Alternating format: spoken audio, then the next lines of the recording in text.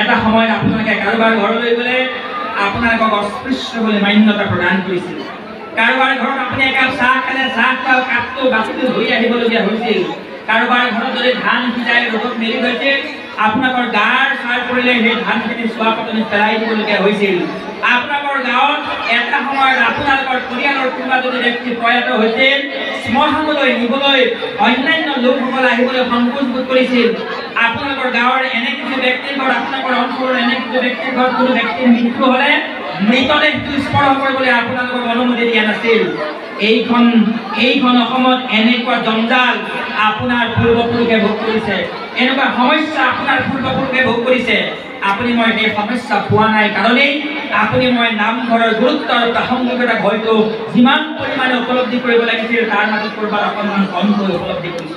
অনুষ্ঠানটোৰ আয়োজনৰ ৰূপালী জয়ন্তীৰ সোণালী জয়ন্তীৰ এই বৰ্ষবোৰ পাৰ কৰি যোৱাৰ সময়ত লাহে লাহে আমাৰ নতুন পুৰুষে পূৰ্বৰ সেই তিক্ততাপূৰ্ণ সময়বোৰৰ কথা পাহৰি গৈছে, পূৰ্বৰ সেই অভিজ্ঞতাবোৰৰ কথা পাহৰি গৈছে।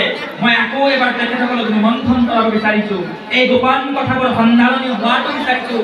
কাৰণ আমাক অস্পৃশ্য বুলি গণ্য কৰা হৈছিল, আমাক নিজ বুলি আঁতৰাই ৰখা হৈছিল। আমাৰ ঘৰৰ গুণৱতী পাত্ৰক বিয়া কৰিবলৈ তেখেতসকলে পাত্ৰ আগুৱাই অহা নাছিল। কিয় কিয় কিয়? কাৰণ যি বহন যিহেতু আপুনি মই একেই ঈশ্বৰৰ সন্তান, আপোনাৰ মোৰ ঘৰতে ঘৰতে ভগৱন্ত বিৰাজমান। তাৰ পিছতো বৰ্ণবাদৰ কালিমাই বৰ্ণবাদৰ এক অন্ধকাৰৰ লেভেলে আপোনাক মোক ঢাকি ৰাখিছিল। যে ব্যৱস্থা মহাপুৰুষ শ্ৰীমন্ত শংকৰদেৱে 500 বছৰৰ পূৰ্বেই নৎসাৎ কৰিছিল।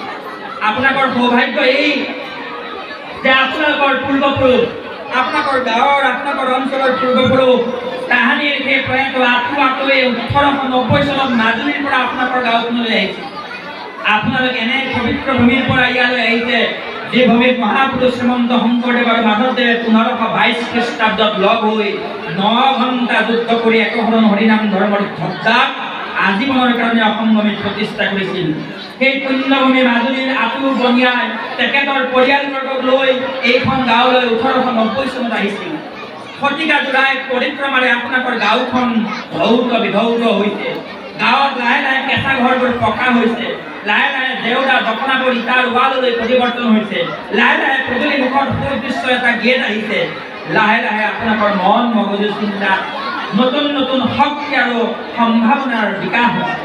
নতুন শক্তি আৰু সম্ভাৱনা বিকাশ হোৱাৰ এই শুভ সময়ত আপোনালোকে ইমান সুন্দৰকৈ কৃতজ্ঞ ইমান ধুনীয়া অনুষ্ঠান আয়োজন কৰিছে।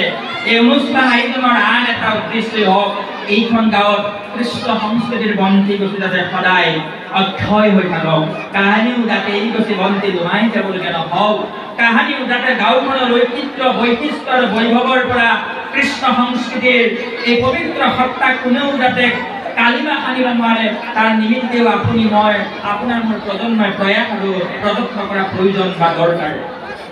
গাঁৱৰ এই ঐতিহ্য আৰু বৈভৱে গাঁৱৰ এই বৈশিষ্ট্য আৰু স্নেহে আপোনাক মোক বাৰম্বাৰ শিকাই গৈছে, বাৰম্বাৰ বুজাই গৈছে একেলগে থাকা, এক হোৱা, একেলগে আগবঢ়া।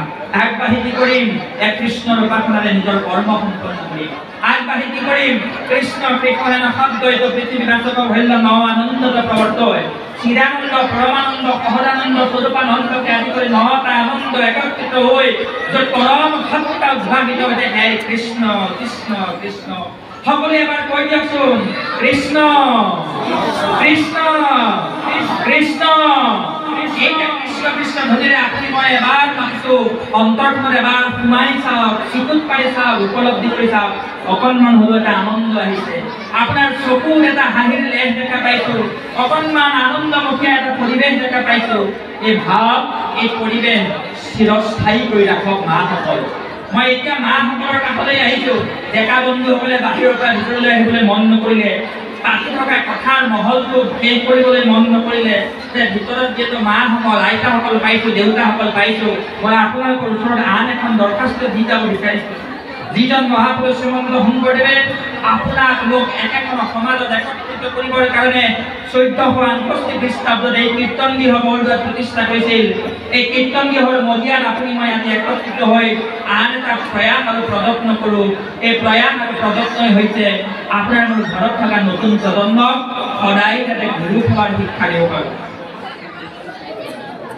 মাক পুত্ৰৰ হাতত পিতৃৰ মৃত্যু, পতা গুটিৰে সন্তানে মাকক হত্যা কৰা, লগৰ সহপাঠীয়ে বিদ্যালয়ত হত্যা কৰা,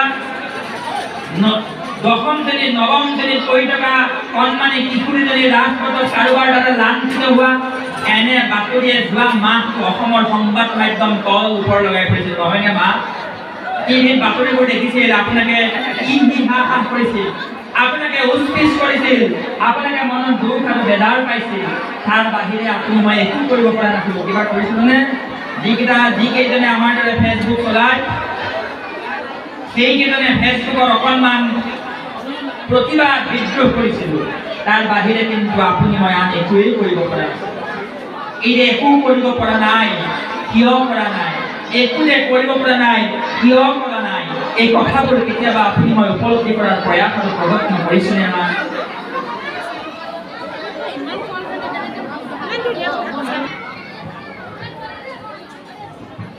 হৰিপ্ৰিয় কাঠনিকৰ ঐতিহ্যমণ্ডিত সোণালী জয়ন্তীৰ গৌৰৱময় যি গাথা, এই গাথাত সমবেত হৈ, গাথাত একত্ৰিত হৈ আপুনি মই যি আনন্দ আৰু উল্লাহেৰে নিজক ধৌত বিধৌত কৰিছোঁ, এই ধৌত বিধৌত হৈ সময়ছোৱাত কিন্তু আপোনাৰ সন্মুখত বহুকেইটা প্ৰশ্ন বুধবুদ্ধি হৈছে। মানুহসকল আক্ষেপ কৰে, আমাৰ অগ্ৰজসকলে এতিয়া দুখ কৰে, বেজাৰ কৰে, মনত কেতিয়াবা কষ্ট পায়, মুখ ফুটাই কথাবোৰ ক'ব নোৱাৰিলেও তেখেতসকলে ক'বলৈ সময় সুবিধা এখন মঞ্চ বিচাৰে যে সমাজখন লাহে লাহে কুৰুপ গতি কৰে।